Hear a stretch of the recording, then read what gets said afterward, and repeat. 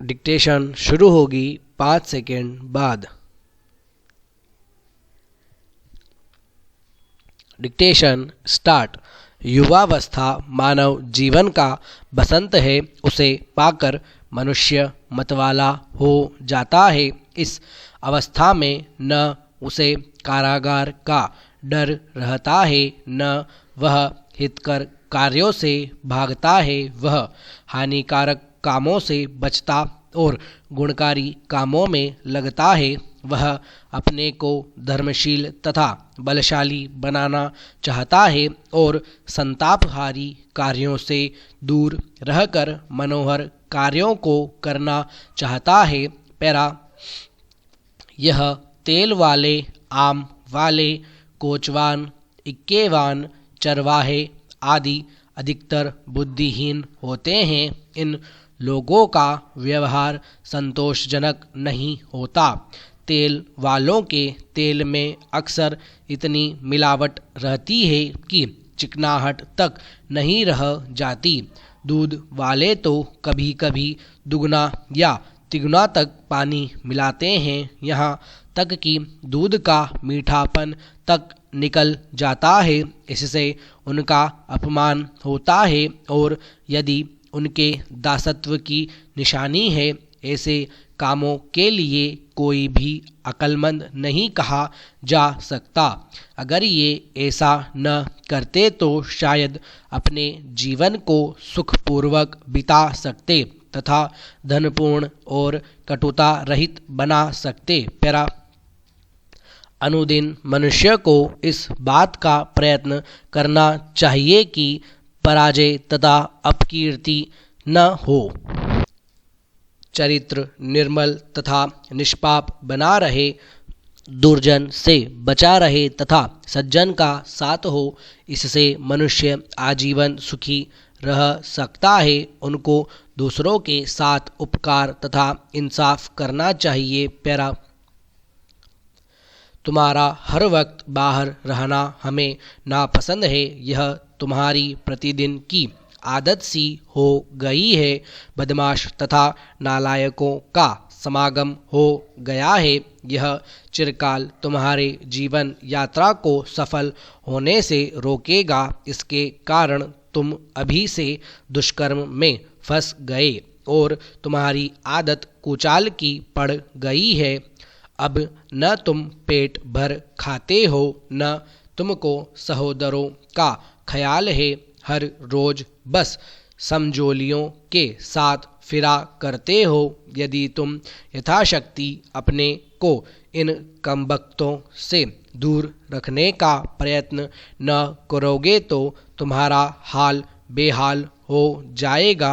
तुम कमज़ोर हो जाओगे और विकल रहोगे व बाकायदा कुलागार की तरह फिरा करोगे। पैरा। आशा की जाती है कि राष्ट्रपति को अधिकाधिक चाहने वाले आज प्रातःकाल अपने बाल बच्चे, भाई बहन और बाप दादों को साथ ही साथ लिए बड़ी धूमधाम से राष्ट्रपति भवन में आए होंगे।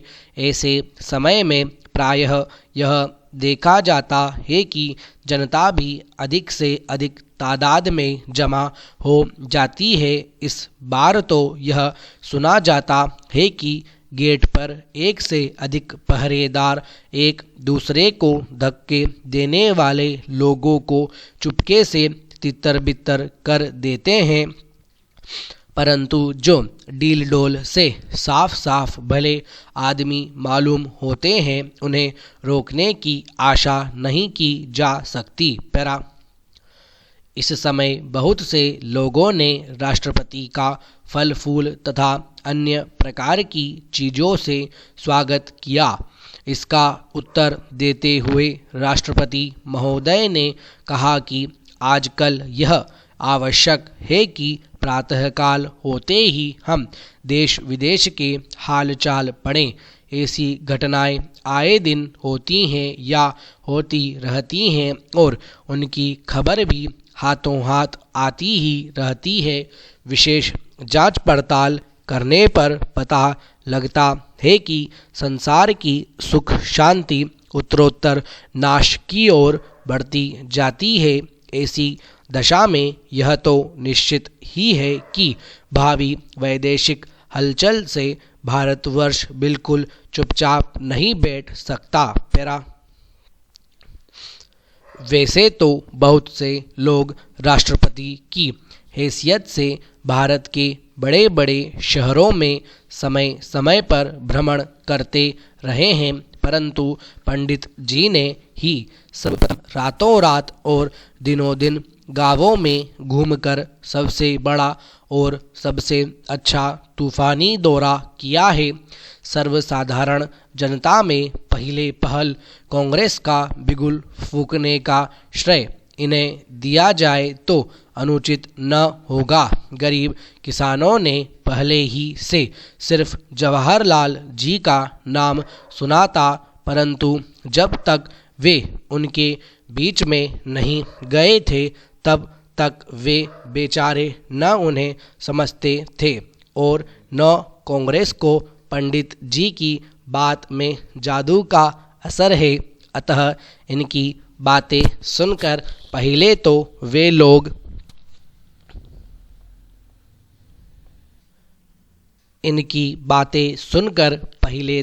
वे लोग एकाएक बहुत ज़्यादा अचंभे में पड़ गए थे। बाद में उन्हें पहले पहल मालूम हुआ कि अब तक हम अंधेरे में थे। सचमुच भारत हमारा और हम भारत के हैं।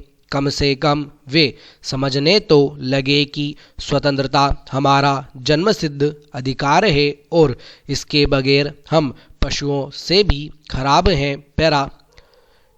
टंडन जी ने भाषण देते हुए कहा कि जहाँ तहाँ से दिन ब दिन आने वाली खबरों से मालूम होता है कि आगामी युद्ध ज़्यादा से ज़्यादा 1-2 वर्ष दूर है। इसलिए भारत को सबसे पहले हिंदू मुस्लिम एकता की बड़ी आवश्यकता है। यह से सबसे बुरा है तो यह है कि हिंदू मुसलमान वह जानते हुए भी अभी तक ज्यों का त्यों 36 का नाता बनाए हैं।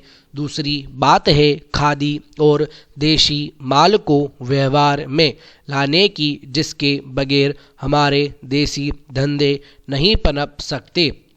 उसके बगैर हम सच्ची आज़ादी भी नहीं हासिल कर सकते।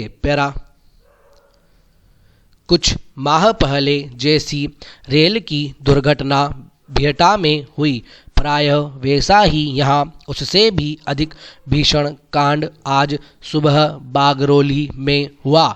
कहा जाता है कि जिस समय लगभग 5 बजे सुबह बगरौली स्टेशन पर एक मालगाड़ी लूप लाइन पर ली गई, उस समय तूफान मेल के लिए सिग्नल न गिराया गया था। इस समय घना कोहरा होने के कारण मेल के ड्राइवर को कुछ दिखाई न पड़ा। जैसे ही मालगाड़ी रुकने वाली थी वैसे ही तूफान मेल का आमना सामना होने से दोनों गाड़ियां बुरी तरह से लड़ गईं।